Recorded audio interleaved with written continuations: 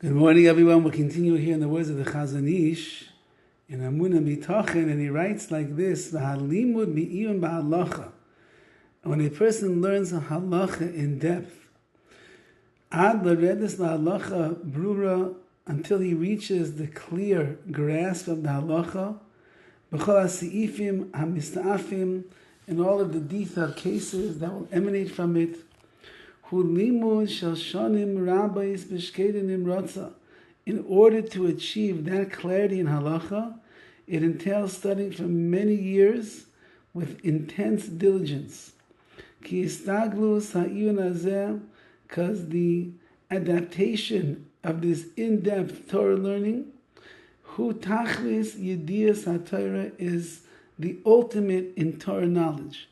Meaning the effort that one puts in, the hard work, the grinding through the sugis of the Gemara and the Shulchan Aruch and the Halacha, the Rishonim and the like, it brings you to a place of clarity. That's the purpose of all of our learning. Shifligu Chazal, as Chazal themselves go so far as to say, She'efshar liknoisa v'derech arai, it's impossible to acquire this breadth of knowledge derech arai, in a happenstance kind of a way, b'miut hishtadlus, with a minimal effort, you can't do it. As we say in the Mishnah in Pirkei Avos, that the Torah is acquired in 48 different ways. And those 48 ways, each one of those 48 ways takes a person beyond the boundaries of their nature, Ve'hergel, and their habits, ha'ishim li'kones b'darchei hashleimus, to enter into the world of perfection, which means that Torah learned as is only going to go into a person so deep and so far.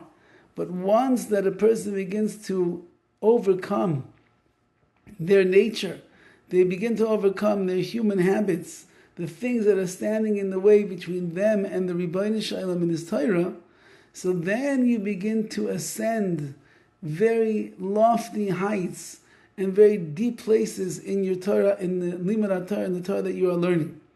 And that's the way that it has to be. Otherwise, says the Chazon Ish, you're never going to get there. Until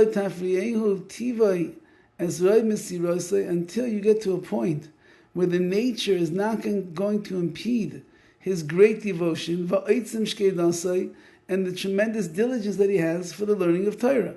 As long as your human nature, your desires, your faulty midos, your physical wants and lusts, as long as those things are in the way, it's going to be nearly impossible, says the Chazon Ish, for a person to actually learn Torah the way that it was supposed to be learned. And therefore, it's important and necessary that a person works on these things and removes these things. Then he will not put sleep to his eyes, nor will he put his eyelids will not doze. Instead, he's going to muster up all the strength that he has to be able to sit and to learn in depth as much as he can. Many a story is told about the Chazon Ish that he would literally learn until the last ounce of strength that he had, because the most important thing in his life was Limud HaTorah, and he would squeeze out all of the koiches, all the abilities that he had inside himself for the sake of the Torah. And he used to make a cheshbon, he used to make an accounting of his physical strength, and he would learn up until the last minute when he would feel that his strength was going to wear out. They once found the Chazon Ish lying on the floor between the table that he used to learn at and his bed. And they asked him, is everything okay? And he said, I miscalculated.